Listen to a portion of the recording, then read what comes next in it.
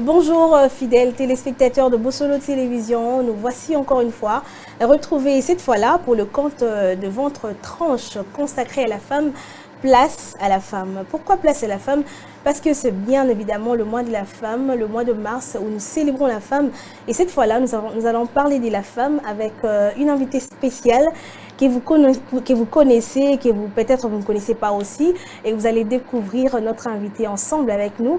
Il s'agit bel et bien de Madame Géline Tuélé. Elle est présidente d'une fondation dénommée Grâce à ma mère et aussi elle est directrice d'une banque de la place qui elle-même va nous le dire. Bonjour Madame Julie. Bonjour Micheline et bonjour à tous les téléspectateurs. Et merci déjà d'avoir répondu à notre invitation. Comme je l'ai dit, vous êtes présidente d'une fondation et aussi vous êtes directrice en communication d'une banque de la place. Est-ce qu'on peut connaître cette banque? Oui, je suis présidente de la fondation Grâce à ma mère, qui est une association sans but lucratif qui aide les femmes à prendre conscience de leurs capacités et à les rendre autonomes pour faire face réellement aux défis de la RDC. Et je suis également directrice des communications à Afriland First Bank. Merci. Et puisqu'il s'agit de mois de la femme, et on est là pour parler de la femme, et dites-nous pourquoi il faut célébrer la femme, pas les hommes, seulement la femme. Ok, je pense qu'il faut revenir dans le contexte du mois de la femme, du mois de mars au fait, parce que la date du 8 mars, c'est pas pour fêter la femme, mais c'est au fait pour faire un état, faire une étude au fait sur les avancées de la lutte des femmes pour arriver à l'égalité des chances, l'égalité des droits et à l'accès à la justice au fait. Normalement, le mois de mars, c'est une période où on conscientise la femme, où on mobilise la femme sur le combat qui a été la nôtre, c'est de l'accès à l'égalité de chances, l'égalité de droits et à la justice. Normalement, c'est une période où nous faisons l'état des lieux, des avancées, des résolutions qui ont été prises pour amener les femmes au fait à accéder à cette égalité. Et est-ce qu'il y a des avancées par rapport aux années passées? Oui, bien sûr, il y a beaucoup d'avancées en termes de combat de la femme sur l'égalité de droits. Il y a beaucoup d'avancées. Là, nous saluons déjà les efforts du président de la République dans le cadre de la RDC parce que nous avons vu qu'il a un pan très développé sur l'accès des femmes aux postes de décision. Quand on regarde le pourcentage des femmes dans le gouvernement aujourd'hui, on salue beaucoup. On voit des femmes dans des postes de décision. Moi, je suis l'une des 2 femmes qui est au comité de direction d'une banque. Ça fait partie également des avancées, au fait. Ouais, c'est encouragé. Il y a encore beaucoup à faire, mais il y a déjà beaucoup des avancées et on voit beaucoup des femmes qui sortent la tête. Vraiment, merci beaucoup. Et déjà, on est à quelques jours de la célébration de cette journée, le 8 mars, c'est déjà pour bientôt. Et le monde a choisi comme thème égalité pour un avenir durable. Et pour la RDC, c'est promouvoir l'autonomisation de femmes et des filles, ainsi que l'égalité des sexes dans le contexte de la lutte contre le changement climatique et la réduction des catastrophes. Que vous inspire ces thèmes nationaux? Oui, en fait, la question de changement climatique nous touche tous aujourd'hui parce que les conséquences du changement climatique va toucher l'homme. Mais en soi, l'homme est à la base, ou même si je dois le dire, la cause du changement climatique, au fait. C'est dans notre comportement, dans notre façon de vie, dans notre mode de vie que nous occasionnons, en fait, nous impulsons le changement climatique. Le thème trouve tout son sens parce que la femme, la jeune fille, est la première victime du changement climatique. Aujourd'hui, l'humanité compte 52% des femmes et filles. Ça veut dire que nous dépassons déjà la moitié de l'humanité. S'il y a des catastrophes naturelles, les personnes qui seront le plus touchées, ça seraient les femmes. L'activité humaine a occasionné la situation du changement climatique que nous voyons aujourd'hui, au fait.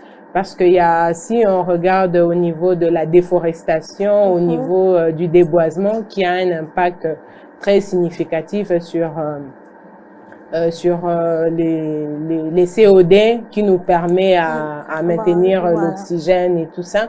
Si on regarde la pollution qui a un impact très négatif, qui normalement qui cause qui a un impact très négatif sur les réchauffements climatiques aujourd'hui, c'est des situations qui sont occasionnées par l'homme.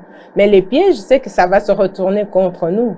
D'où il est très important, il est très nécessaire de conscientiser la femme et la jeune fille à des bonnes pratiques qui permettent au climat ou à l'environnement de se maintenir. Je dirais peut-être, il y a un exemple, étant enfant, nous savions que dans chaque parcelle, il y avait un petit jardin où les matembele, les sombe ne pouvaient pas manquer. Ça s'achetait pas. Mais aujourd'hui, quand vous regardez avec, l'urbanisme va m'excuser, avec les morcellements, on ne retrouve plus des petits jardins dans les parcelles parce qu'on se retrouve avec des parcelles de 6 mètres. Il y avait, dans mon quartier où j'ai grandi, chaque parcelle avait au moins 3 arbres. Et aujourd'hui, quand vous circulez, vous ne retrouvez presque plus d'arbres. Ce qui est quand même étonnant, on voit des boulangeries, des fortunes où on coupe des arbres pour utiliser les feuilles de bois pour faire le pain. Mais à la fin, tout ça, ça impacte sur les changements climatiques et à la fin, c'est nous-mêmes les êtres humains qui allons subir les conséquences. Et peut-être un message aux femmes par rapport à ces thèmes, que doivent faire les femmes pour lutter contre le changement climatique? Normalement, chaque femme doit s'investir au fait pour éviter les effets néfastes du changement climatique. Nous, par exemple, à la Fondation Gram, je vais les dévoiler comme c'est la question. Nous avons prévu pour le mois d'avril, Bilanga, un projet, une campagne de sensibilisation qu'on a dénommé Bilanga Nalopango, où on va sensibiliser chaque parcelle à développer un petit jardin et à planter des arbres si l'espace y en a. Parce que la volonté dans la plantation des arbres, oui, mais l'espace requis pour planter l'arbre, ça aussi, c'est un problème qu'il faut analyser et étudier. Je pense que moi-même, je suis déjà agripreneur, j'aime l'économie verte. Je sensibilise beaucoup les femmes à développer l'économie verte parce que c'est la solution pour lutter contre les changements climatiques. Ah, ça, c'est encouragé, c'est une très bonne chose. Et déjà, vous êtes présidente de la Fondation Gram, qui veut dire « Grâce à ma mère ». Dites-nous un peu, pourquoi cette appellation « Grâce à ma mère » ? C'est la question que je reçois tous les jours. J'aurais dû appeler Fondation Julie Souele comme le fait tout le monde. Vraiment. Mais c'était pas ça la vision. Grâce à ma mère, c'est d'abord l'hommage à toutes les femmes, en fait. Parce que nous reconnaissons les capacités de la femme à fédérer la famille, à gérer la famille. Aujourd'hui, économiquement et socialement, on reconnaît l'apport de la femme qui contribue très significativement au développement socio-économique. Donc, le nom de Grâce à ma mère, c'est en hommage aux efforts consentis par les femmes pour le bien-être de leur famille. Voilà pourquoi ce que vous êtes, c'est grâce à votre mère. Ce que je suis, c'est grâce à ma mère. Ce que mes enfants sont, c'est grâce à la mère que je suis. Vraiment, une très bonne réponse. Et alors, que fait la Fondation Grâce à ma mère concrètement pour le panissement de la femme congolaise et la jeune fille, pourquoi pas? La Fondation Grâce à ma mère a une vision de l'autonomisation réaliste et performante de la femme. Et aujourd'hui, si on veut parler de l'autonomisation, c'est doter cette femme-là des outils nécessaires qui le permettent de se prendre en charge et devenir réellement autonome. Cette démarche passe par la conscientisation de la femme parce que c'est vrai, les femmes, nous avons beaucoup de capacités, mais il nous manque très souvent un boost au fait. On a besoin de quelqu'un qui nous pousse pour réaliser quelque chose. Donc, nous faisons prendre conscience aux femmes de leurs capacités intrinsèques qui leur permet de développer quelque chose. Après cette prise de conscience, nous donnons des formations appropriées parce qu'il ne faut pas seulement former la femme par désir de former.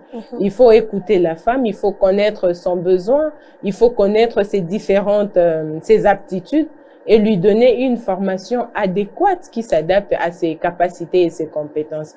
Voilà ce que nous faisons. On forme, on écoute la femme, on connaît son besoin, on regarde ses capacités et puis on forme la femme gratuitement parce qu'on ne veut pas que les femmes trouvent des raisons. Je n'ai pas d'argent pour suivre la formation et devenir indépendantes.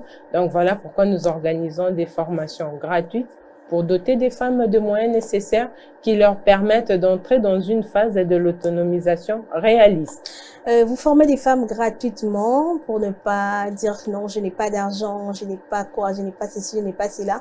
Et ça ne reste que de bouche à l'oreille. Est-ce que concrètement, vous avez déjà eu à former les femmes et combien de femmes sur quoi exactement? Je pense qu'on est assez médiatique sur nos différentes réalisations. La Fondation Gram est lancée depuis le mois de septembre de l'année dernière, donc ce qui fait pratiquement 5 mois d'existence. Mais seulement en 5 mois, nous avons déjà lancé plusieurs formations. Donc, il y a eu la première session de la coupe et couture qui a été lancée avec 50 femmes. Elles ont appris à coudre pendant 3 mois. Où on a fait une formation accélérée et la formation a été à 100% gratuite, où elles n'ont donné rien du tout. On achète les tissus, les fils, l'aiguille, le mètre à ruban, tout ce qu'il faut. Après 3 mois de formation, nous avons organisé une cérémonie des remises des certificats et des kits métiers qui a d'ailleurs été parrainée par l'honorable président du Sénat, le professeur Modeste Bahati, que je remercie parce que ça a été un geste fort. Donc, nous avons remis des machines à coudre à ces femmes-là qui ont fini la formation en coupe et couture. Nous avons également lancé une formation en make-up. Pourquoi le maquillage professionnel? Parce que c'est une activité en vogue aujourd'hui. C'est une activité qui permet aux jeunes dames de se faire de l'argent et c'est une formation courte de 2 semaines moyennement, mais qui permet aux jeunes dames d'apprendre un métier et de gagner de l'argent dignement. Ça aussi, nous l'avons fait avec 50 femmes. Dans la même cérémonie où nous avons remis les certificats, nous avons bénéficié également de l'accompagnement de la ministre du Genre, son Excellence Gisèle Ndaya-Luseba, que je salue d'ailleurs, qui a aussi accompagné les jeunes dames avec les kits métiers. Donc, on a offert des kits complets aux apprenantes qui ont fait la formation pour leur permettre également de devenir autonomes. Ça, c'est des formations métiers. Mais par contre, nous avons d'autres formations, des renforcements des capacités. Parce que la Fondation Gram, c'est pas seulement la femme rurale. C'est aussi la femme urbaine, c'est aussi la femme active, c'est aussi la femme professionnelle qui a besoin de renforcement des capacités en fonction de son métier. Donc là aussi, nous organisons plusieurs formations. Nous avons déjà lancé la formation en entrepreneuriat. Nous avons lancé la formation en éducation financière. Nous avons également fait une formation sur les techniques de communication et le plan marketing. Là, au mois de novembre également, nous lançons la formation en comptabilité générale. Ça c'est une très bonne chose et déjà c'est à encourager et un appel est lancé à toutes les femmes pour venir adhérer à la fondation. Et revenons à la situation. Est-ce que la situation socio-économique de notre pays permet-il ou favorise-t-elle la promotion ou l'épanouissement de la femme selon vous? La République démocratique du Congo nous appartient à tous. Hommes comme femmes, filles comme garçons, c'est notre patrie à nous tous et nous devons jouir de ce pays. Donc par là, c'est justement pour dire que nous devons avoir l'égalité des chances, l'égalité des opportunités, que ce soit pour les dames ou pour les hommes. Mais pour y arriver, je pense que c'est une question de la volonté politique. Comme je l'ai dit tout à l'heure, il y a le chef de l'État qui fait beaucoup de concessions en termes de la participation des femmes dans la gestion de la chose publique, dans les organisations ou dans la prise des décisions. C'est déjà des avancées significatives que l'on constate. Mais le combat y est encore parce qu'on n'a pas encore atteint la parité 50-50. Donc aujourd'hui, je pense qu'on a 27% des femmes dans le gouvernement. C'est pas la parité que nous voulons. Est-ce que vous êtes sûr qu'on va atteindre la parité 50-50? Nous avons, je veux le dire ouvertement, nous avons l'égalité des compétences, si je dois le dire. Et je pense qu'il y a des accords cadres qui ont prévu la périodicité et le temps pour y arriver ou pour pouvoir matérialiser cette parité. Il faut justement la volonté politique parce que c'est un pas, on a dit c'est un combat, il faut aller progressivement. Nous saluons les avancées d'aujourd'hui, mais on n'est pas encore arrivé, nous ne sommes pas encore arrivés. Donc, il faut continuer dans les combats, il faut continuer dans la lutte et booster un peu les autorités pour qu'on y arrive. Alors, le 8, nous allons célébrer la Journée internationale de la femme. Et très souvent, durant cette journée, nous voyons les femmes munies qui portent le pagne. Qu'est-ce que cela représente pour vous en tant que femme, le port du pagne? Parce qu'aujourd'hui, il y a celles qui portent le pagne, mais qu'on retrouve dans des bars, dans des boîtes. Et peut-être que si vous posez la question, c'est quoi les thèmes de cette année? Elle ne connaît même pas. Et c'est le port de pagne. Pour vous, ça représente quoi? Les ports, moi-même, je suis déjà fanatique du pagne. Les gens qui me connaissent, ils savent, j'adore les pagnes. Le port du pagne, c'est une fierté pour nous, femmes congolaises et africaines que nous sommes. C'est déjà une fierté de porter le pagne. Mais dans quel canal nous portons ce pagne, en fait? Exactement. C'est dans quel sens? Le pagne du 8 mars, oui. Le pagne du 8 mars, c'est un canal de communication. C'est vraiment un support où on véhicule les messages sur les thèmes de la date de 8 mars, où on rappelle les combats des femmes pour accéder à leurs droits, où on rappelle le combat des femmes, en fait. Le port du pagne doit être pris dans ce contexte-là. Aujourd'hui, on voit le 8 mars, c'est une date festive. Je ne sais pas en fait quoi, parce qu'on est dans un combat de l'égalité de droits. Nous ne sommes pas encore arrivés. Qu'est-ce qu'on célèbre? Je pense que ça devrait plutôt être une journée commémorative, une journée de mobilisation et une journée d'analyse des éléments qui doivent être faits. Où est-ce que nous en sommes? Qu'est-ce qui reste à faire? Quels sont les moyens pour y arriver? Et dans votre fondation, vous avez prévu à organiser quelque chose ou une journée de réflexion où vous allez parler avec les femmes à propos de cette journée? Oui, bien sûr. Le mois de mars étant dédié à la femme, nous faisons plusieurs activités liées à ce mois, pas forcément en termes dans le sens du thème national. Nous avons déjà pour le mois de mars lancé une campagne de sensibilisation, de conscientisation et de mobilisation des femmes sur les cancers des cols utérins, qui est un des premiers éléments de mortalité ou de cause de mortalité chez la femme. Et cette campagne est sanctionnée par un dépistage gratuit pour 200 femmes.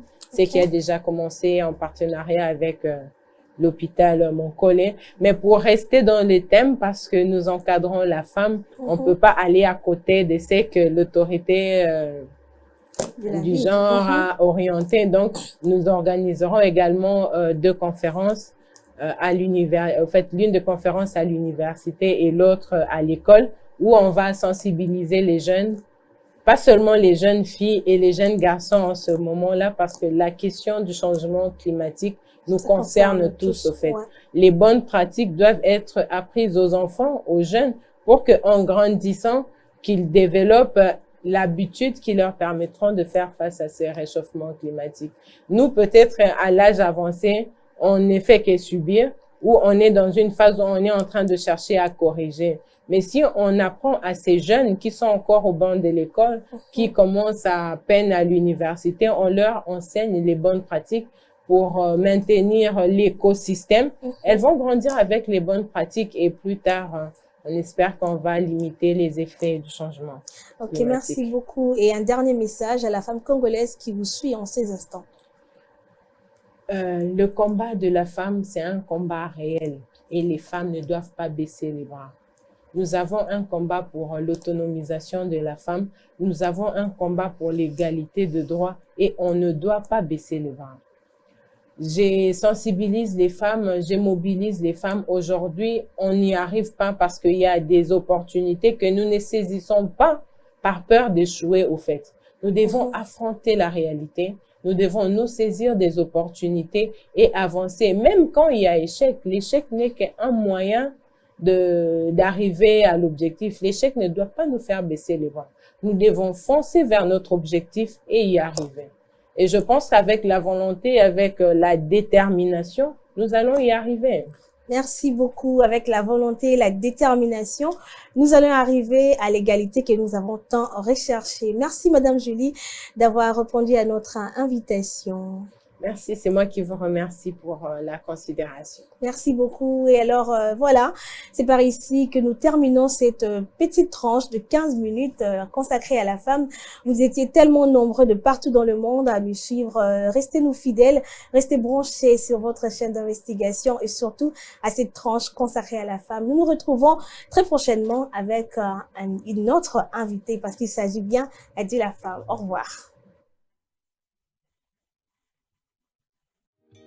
Nakukunda Janet.